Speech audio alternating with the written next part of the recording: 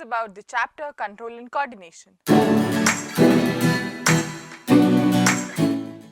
In the previous chapter, we discussed about the various life processes which help us to sustain life on this earth.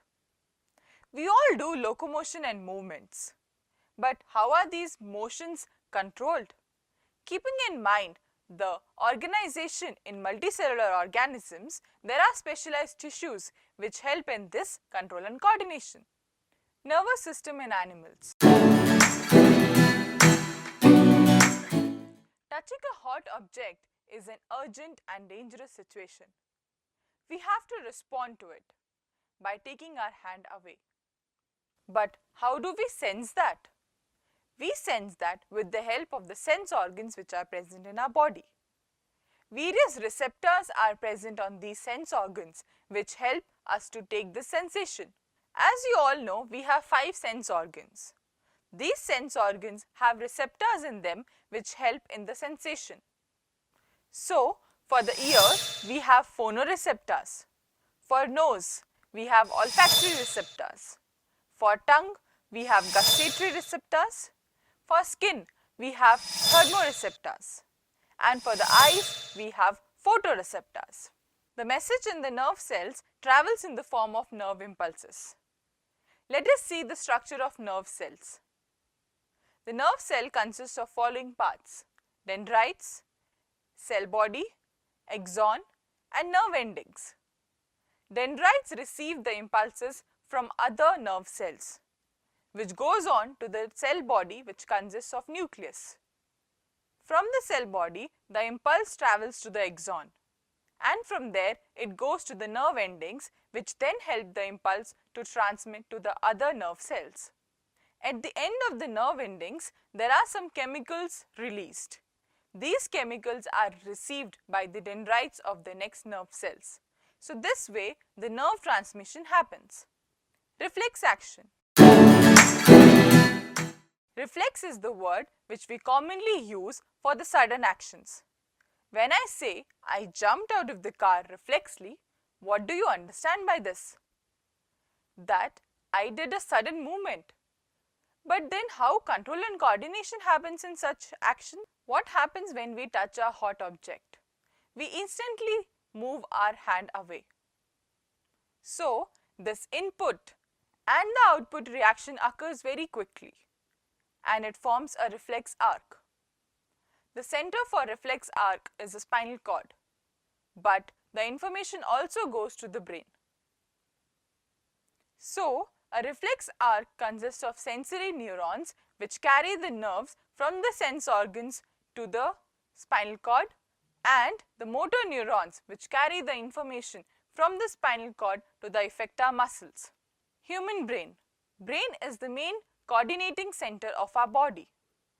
Brain, along with the spinal cord, forms the central nervous system. We have 2 types of actions: voluntary actions and involuntary actions. Voluntary actions are the actions which occur with your own will.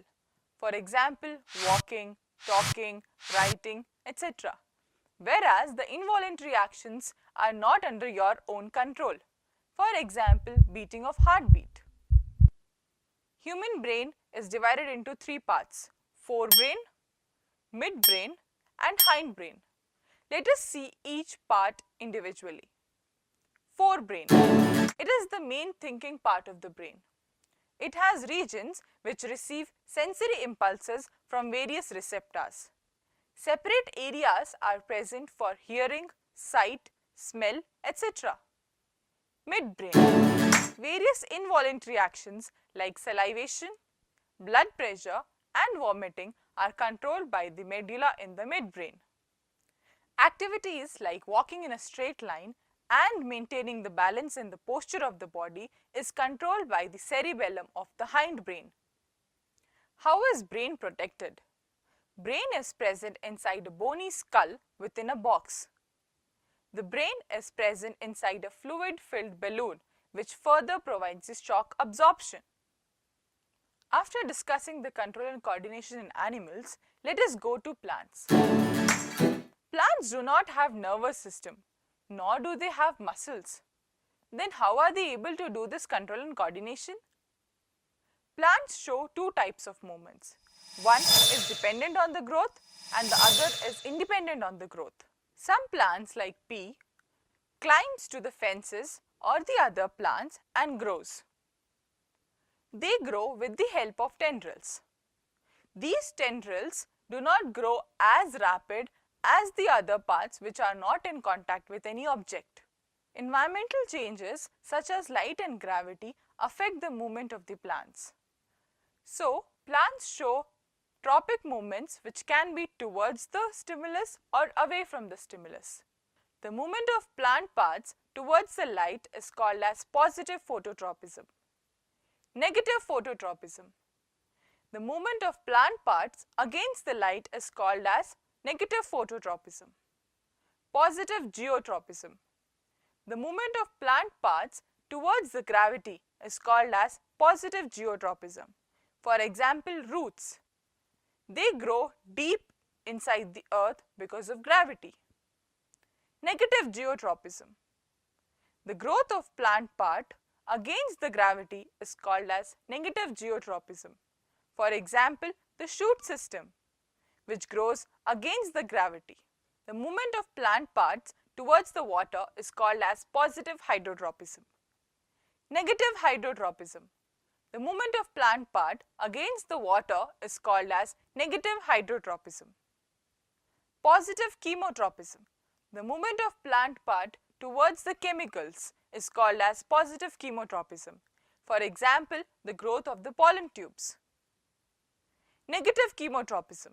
The growth of plant part against the chemicals is known as negative chemotropism. There are some limitations of this electrical impulse which is passing in the nerves. The first one is, the electrical impulse will only pass on those nerve cells which are connected. It will not reach to all the cells of our body. The second limitation is, once an electrical impulse is generated in a cell, it will take some time to reset its mechanism before starting a new impulse.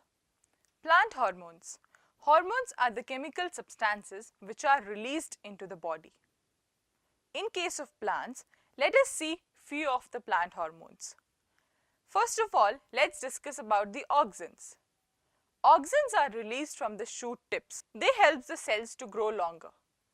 When light comes from one side of the plant, the auxins gets concentrated on the shady areas of the plant, because of which there is elongation on that part.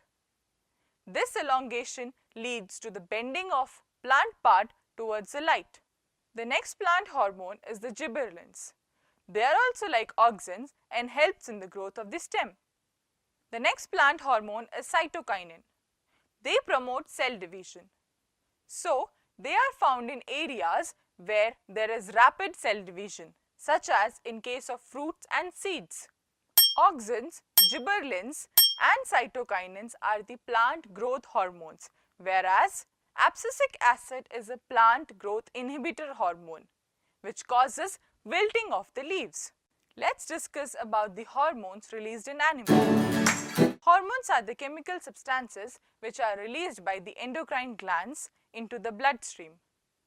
From the bloodstream, they reach their target sites where they act. Let us see the endocrine glands present in human body. The first one is the adrenal gland. They are present on the top of the kidney and release a hormone called as adrenaline. The act or the site of action of this hormone is the human heart, because of which the heart starts to beat faster.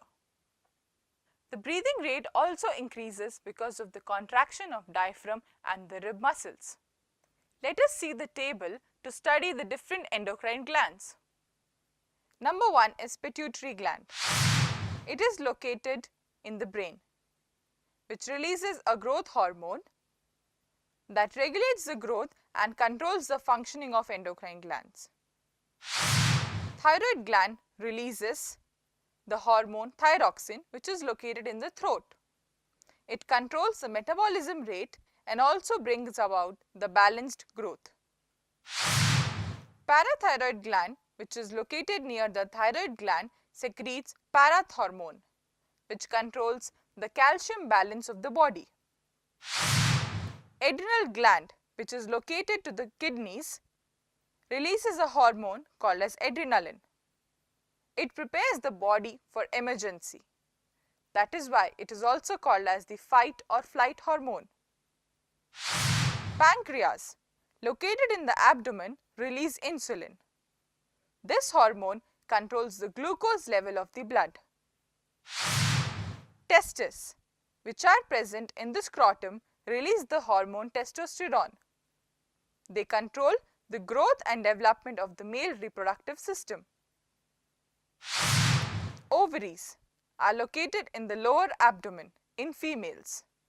They release hormones estrogen and progesterone. The function of these hormones is to control growth and development of female reproductive system.